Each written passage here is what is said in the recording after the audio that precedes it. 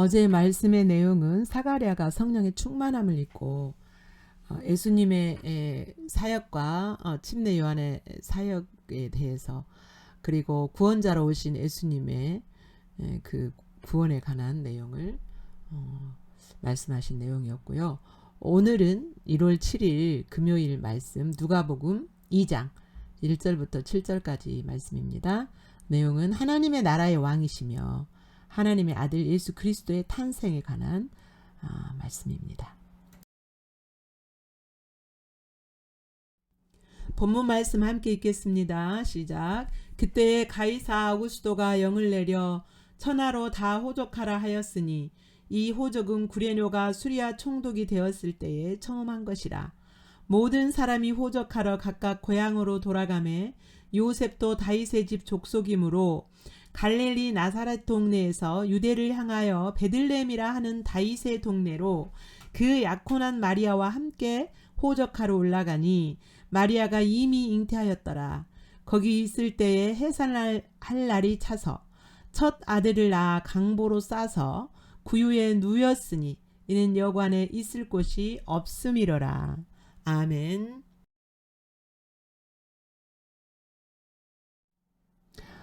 자, 1절을 한번 살펴보겠습니다. 그때에 가이사 아구스도가 영을 내려 천하로 다 호적하라 하였으니, 자, 가이사 아구스도는 누구냐면 로마 제국의 황제였습니다.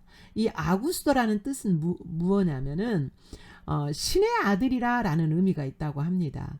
당시 로마 고대 국가에서는 황제나 왕은 신이다. 그 신의 아들이다. 이렇게 인정했다고 해요. 그런데 이 로마 제국 그러면 많은 나라들을 흡수해 가지고 다 다스리는 것이 제국이잖아요. 로마 제국이 수리아 지역, 즉 이스라엘 백성들이 사는 그 지역도 다 다스렸죠. 그래서 이제 아구스도가 영을 내렸어요. 영을 내리는데 뭐 하라고 했냐? 천하로, 그러니까 자기 로마가 다스리는 모든 나라들에서 통치하고 다스리는 모든 나라들에게 호적하라고 명령을 했어요. 호적을 하는 이유는 뭡니까? 세금을 걷어들이고 또 그 전쟁할 때 필요한 군인들을 징집하기 위하여서 호적을 정리하는 거예요. 그 목적을 두고, 즉 정치적인 목적을 두고 호적하라고 명령합니다. 예, 가이사 아구스도가 이것은 예수님의 탄생이 지금 오늘 본문의 내용이 예수님 탄생하는 내용이거든요. 예수님의 탄생에 전에 그 첫 번째 그 구절에서 이 말씀을 하는 것은 뭐냐면, 세상 사람들은 아구스도가 신의 아들이라고 하고 아구스도가 이렇게 다 통치하는 것 같지만 하나님의 나라, 하나님이 통치하시고 창조주 하나님의 나라의 진정한 신의 아들, 진정한 하나님의 아들이 이 땅에 오신다. 진정한 하나님의 나라, 그 하나님의 그 아들, 즉 진정한 신의 아들이 이 땅에 오셨다. 아구스도가 신의 아들이 아니고 이것을 지금 간접적으로 선포하는 거예요. 예. 그러니까 아구스도가 통치하는 것 같지만 이 땅의 진정한 통치자이신 신의 아들, 하나님의 아들이 이 땅에 그러니까 이렇게 대조해서 지금 예수님이 하나님 나라의 왕이고 진정한 신의 아들이라는 것을 나타내주고 있는 겁니다. 이 말씀 속에서. 자, 4절에 보면 요셉도 다윗의 집 족속이므로 갈릴리 나사렛 동네에서 유대를 향하여 베들레헴이라 하는 다윗의 동네로 이제 갑니다. 호적하러 가요. 요셉도 이제 유다 족속으로서 다윗의 집 족속이잖아요. 그러니까 유다 족속. 그러니까 이제 요셉은 가난한 지역, 가난한 사람들이 주로 사는 나사렛 지역으로 가서 살았어요. 요셉이 가난하고 이렇게 좀 어려운 사람들이 살고 있는 그런 지역에 가서 살았어요. 그런데 이제 유대 민족들이 살고 있는 베들레헴이라고 하는 여기 베들레헴 유대 땅은요, 에루살렘도거든요. 에루살렘도. 여기 갈릴리는 갈릴리도예요. 나사렛은 갈릴리도예요. 여기서 이제 이동을 하는 거죠. 그 다윗의 동네로. 그런데 이게 보면 이제 그 요셉이 호적하러 가지만 지금 명분상으로는 호적하러 가는 거예요. 그런데 하나님이 정확하게 이 시점에 맞춰서 아구스도에게 영을 내리는 거 보세요. 이제 그 예수 그리스도가 어디에 나셔야 되냐면 그 베들레헴에서 나신다고 했어요. 베들레헴에서 하나님의 아들 예수 그리스도가 나실 것을 말씀하세요. 구약에 이미 예언하셨잖아요. 베들레헴에 나신다고. 그런데 요셉은 지금 나사렛에서 살고 있잖아요. 그래서 베들레헴에서 날려면 베들레헴 동네로 가야 되는데 하나님 이렇게 세상 나라가 세상의 권력 앞에서 휘둘려지고 있는 것 같지만 하나님의 큰 그 구원의 섭리, 하나님의 큰 일하심의 섭리는 그것을 사용하신다는 거죠. 이 세상의 어떤 이 돌아가는 일들을 사용하셔서 하나님의 목적하시는 일들을 이루시는.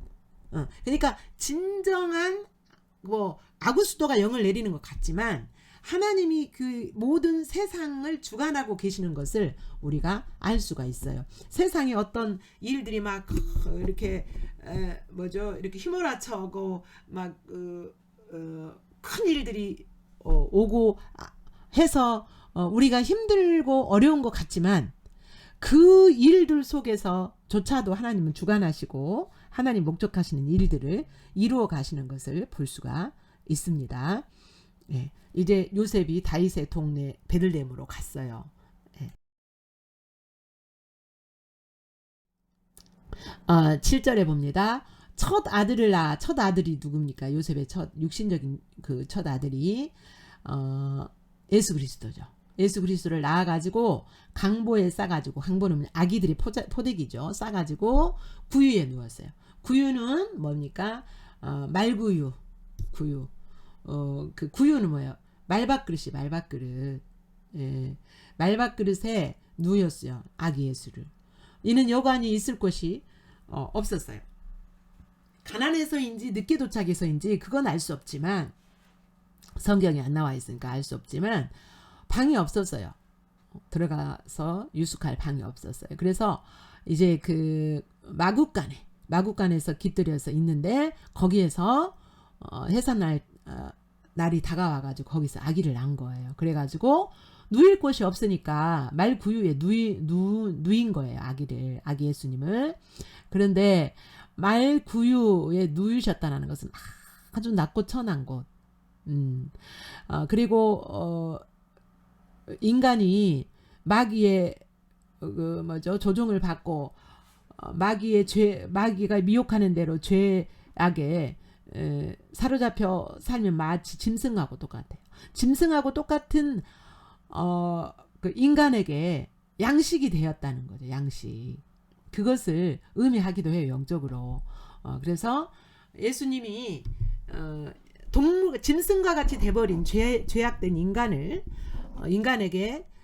살리는, 우리를 참 생명을 주고 완전한 생명을 주고 다시 살리는 그 일을 하시는 분으로서 묘사하는 거죠.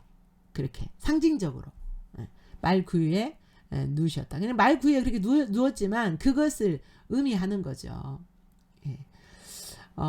그렇게 아기 예수님이 태어나셔서 말구유에 누워졌습니다. 본문 말씀을 생각하시면서 다시 한번 읽겠습니다. 시작. 그때에 가이사 아구스도가 영을 내려 천하로 다 호적하라 하였으니 이 호적은 구레뇨가 수리아 총독이 되었을 때에 처음 한 것이라. 모든 사람이 호적하러 각각 고향으로 돌아가매 요셉도 다윗의 집 족속이므로 갈릴리 나사렛 동네에서 유대를 향하여 베들레헴이라 하는 다윗의 동네로 그 약혼한 마리아와 함께 호적하러 올라가니 마리아가 이미 잉태하였더라. 거기 있을 때 해산할 날이 차서 첫 아들을 낳아 강보로 싸서 구유에 누였으니 이는 여관에 있을 곳이 없음이러라. 아멘. 이 시간은 묵상하는 시간입니다. 여러분이 성령님께서 여러분에게 터치해 주시는 말씀, 여러분이 깨달은 하나님, 비춰진 여러분의 모습을 놓고 하나님 앞에 묵상하십니다.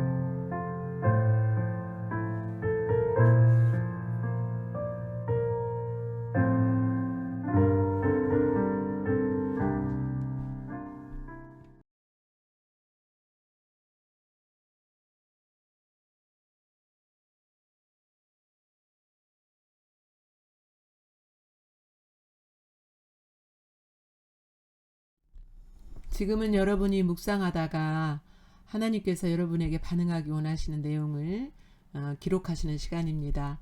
기록하시면서 주님 만나시기를 축복합니다.